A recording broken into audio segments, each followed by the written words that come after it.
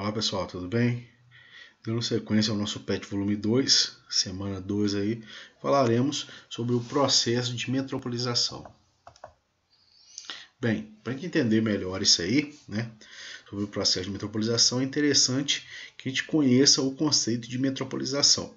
O conceito de metropolização está diretamente relacionado à conurbação, e à formação de regiões metropolitanas. A metropolização é o fenômeno em que vários centros ou aglomerações populacionais crescem e se integram em torno de uma ou mais áreas urbanas.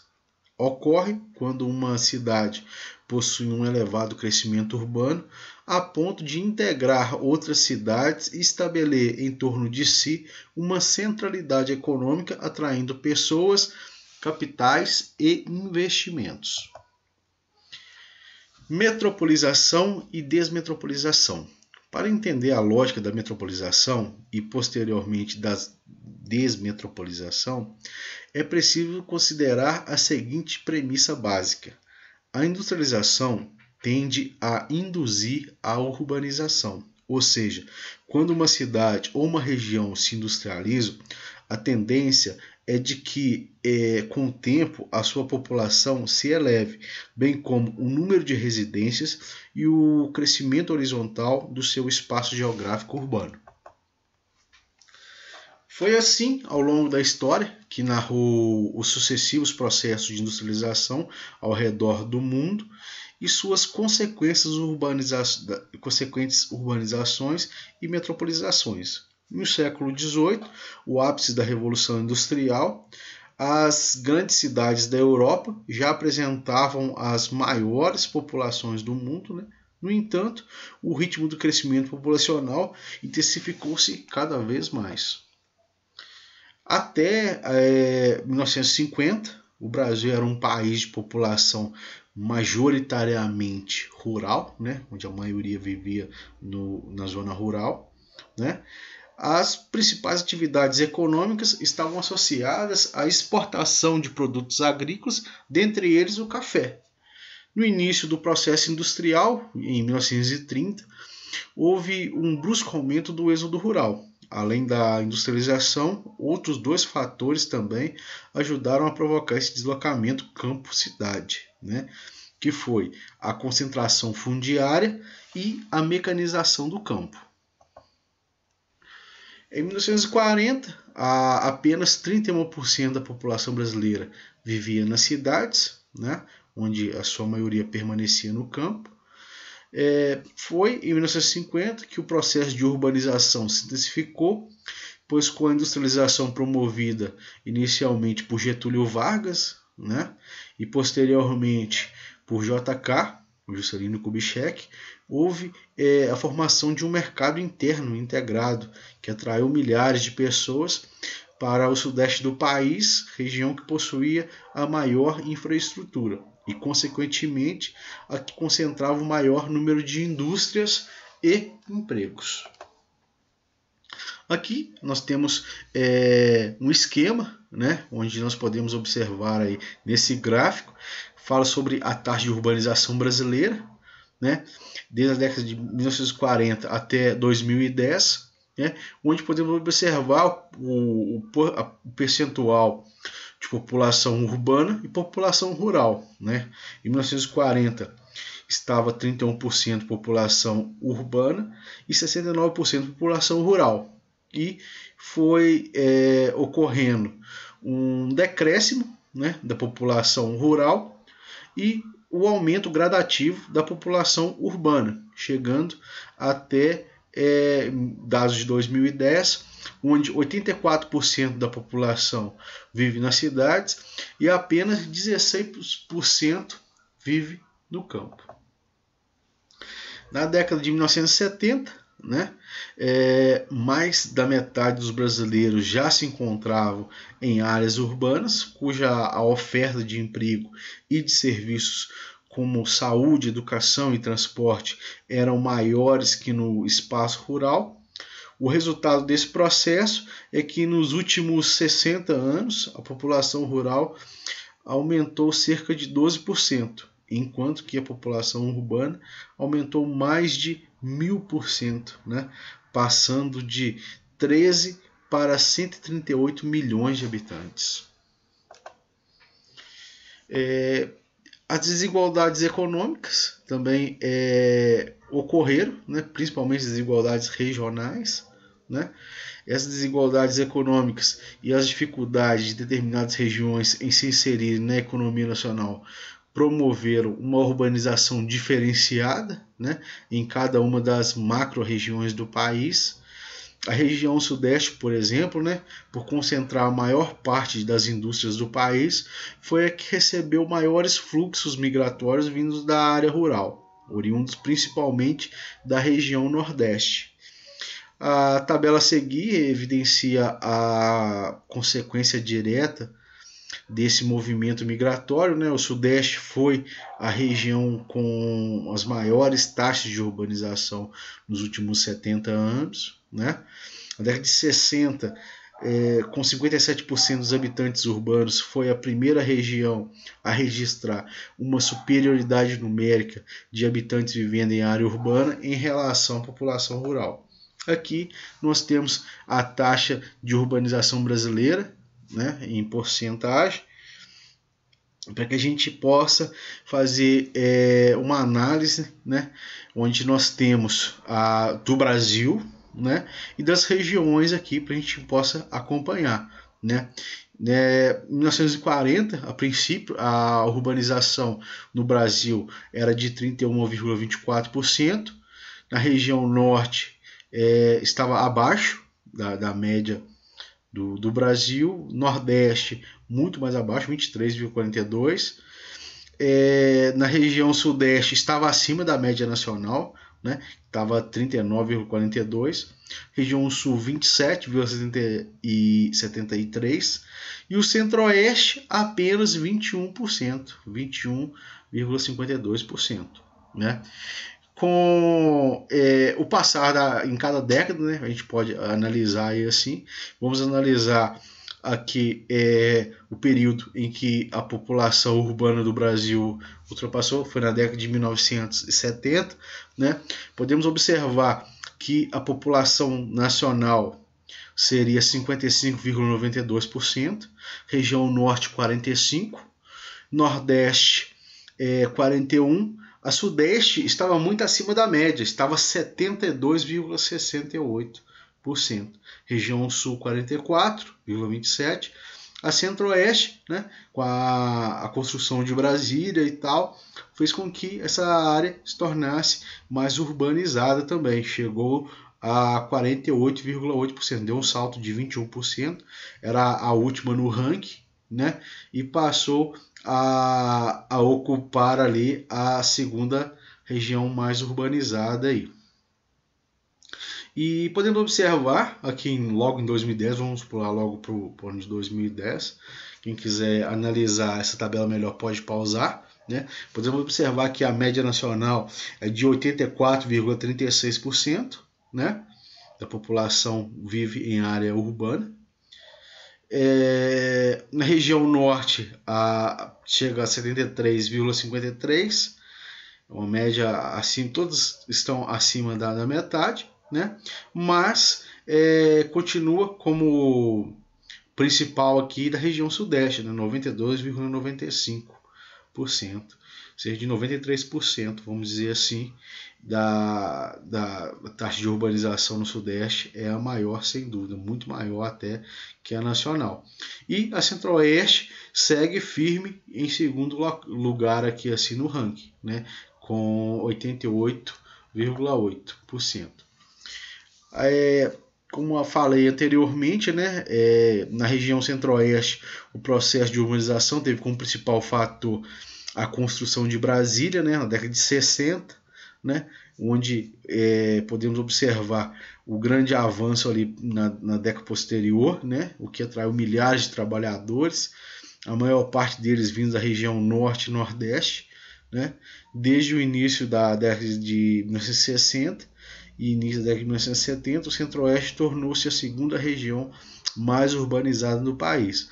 um processo que também foi influenciado pela mecanização da agricultura e pela expansão das fronteiras agrícolas, já que muitas cidades surgiram ou cresceram como pontos de apoio para a produção agropecuária.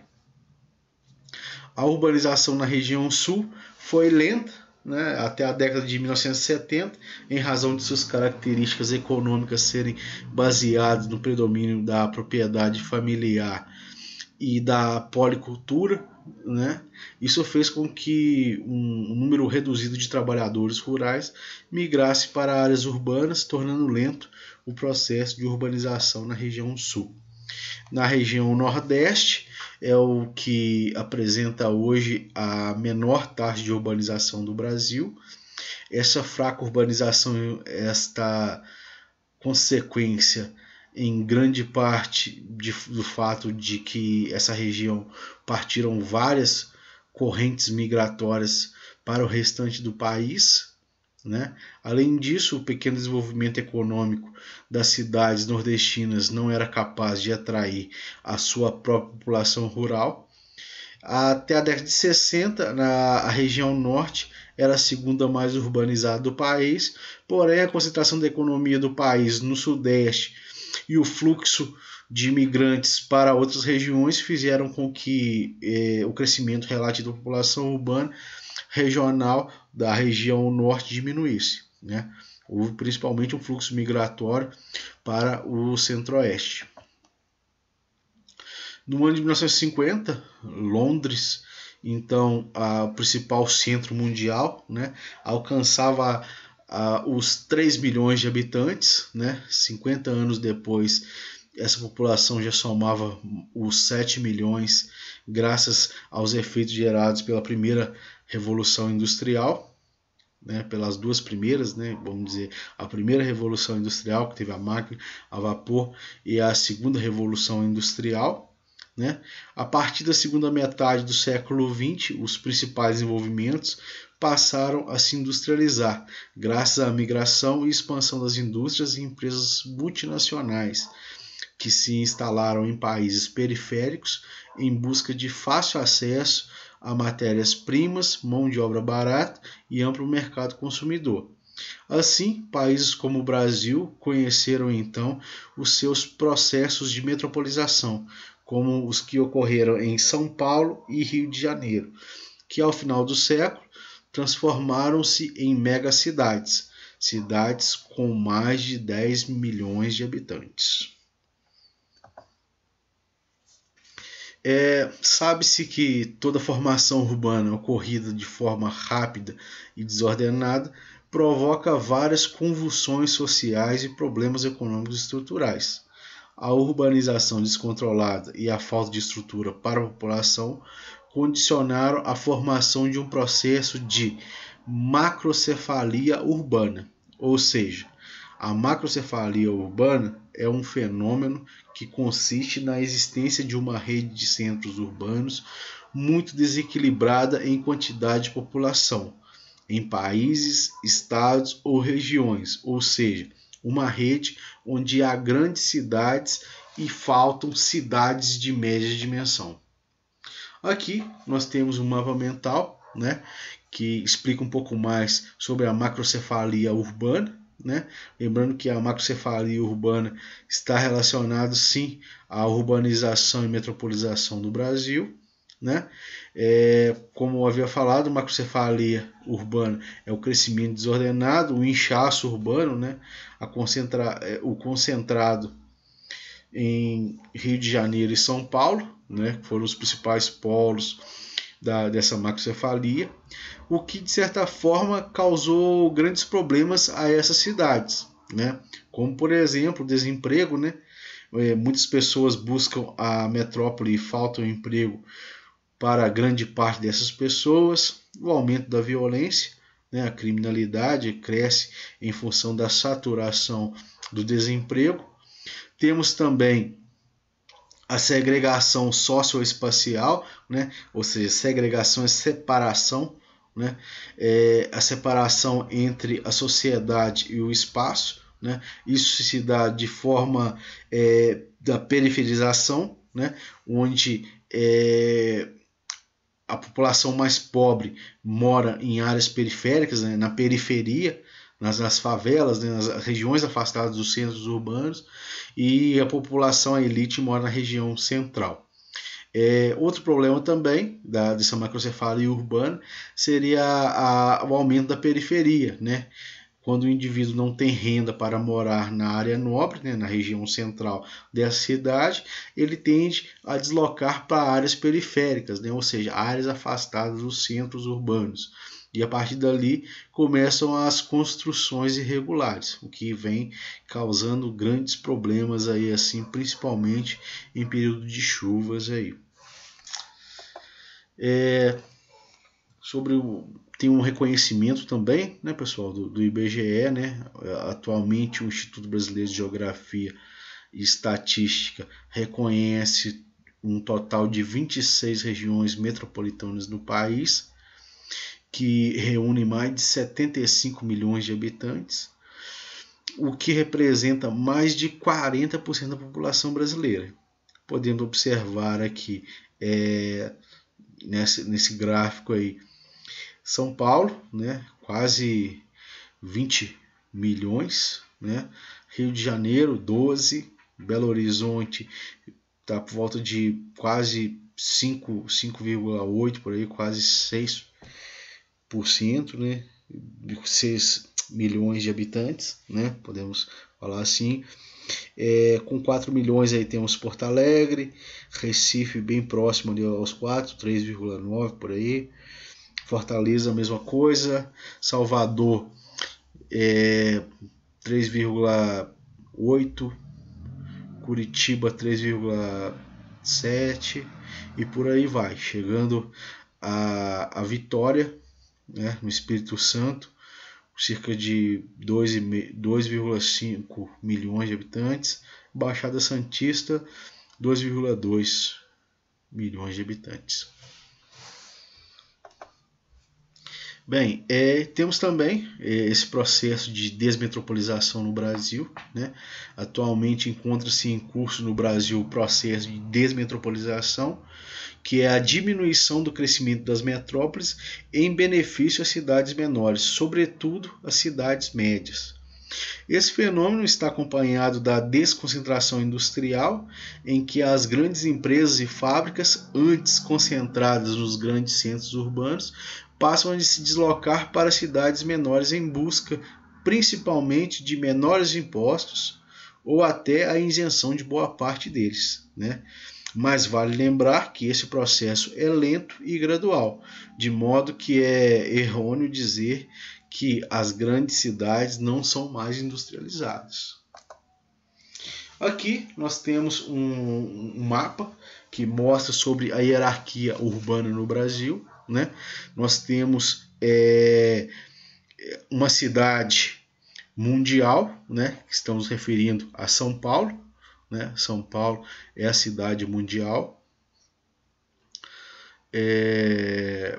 Temos o complexo urbano industrial, né? Esse complexo urbano industrial, boa parte dele está na região centro-sul, vamos dizer assim, com exceção do Pará, né? O Pará também aponta ali assim, mas está principalmente concentrado na região de São Paulo, né? São Paulo, Rio de Janeiro, Paraná, Santa Catarina e Rio Grande do Sul. Há também o domínio agromercantil, né? Está na região central ali, no centro-oeste, né? Brasília, né? Campo Grande. Temos algumas frentes de modernização, né? Principalmente no Nordeste, podemos observar aí, né? Temos a grande fronteira, né? Essa grande fronteira aí assim seria as áreas onde, de certa forma, limitam que esse crescimento aí, que essas indústrias vão para lá, né? A grade de fronteira está ali praticamente bloqueando a região norte, né? Podemos observar aí. Temos as metrópoles, né? Metrópole aí podemos listar Porto Alegre, Florianópolis, Curitiba, São Paulo também, né? O Rio de Janeiro, Belo Horizonte, Recife, Fortaleza, Belém. Essas são as grandes metrópoles. E temos as capitais estaduais aí, né? As capitais de cada estado. Temos também, né, os grandes centros do poder, né? Mas isso não significa que as grandes cidades estejam diminuindo, né? Voltando a falar sobre esse processo de desmetropolização, né? O processo de desmetropolização não significa que as cidades estejam diminuindo o seu tamanho populacional, mas apenas recebendo menos migrantes e crescendo demograficamente em uma velocidade muito menor. Ou seja, as pessoas que estão lá continuam tendo filhos, né? A população está crescendo sim, porém está recebendo um número muito menor de imigrantes na atualidade. Além disso, no lugar das grandes fábricas, as principais metrópoles passam a se especializar em serviços do setor terciário e em abrigar centros administrativos e tecnológicos. Portanto, em vez de perder a importância, cidades como São Paulo e Rio de Janeiro vêm se transformando em verdadeiros centros do poder, né? Modernizando-se em uma velocidade maior do que o restante de todo o país. Então é isso aí, pessoal. Encerramos nossa aula aí sobre a metropolização, né, no Brasil, como ocorreu, os grandes centros do poder aí, né, e o processo de urbanização, de industrialização do país também. Espero que tenham entendido e gostado. Um abraço a todos, até a próxima.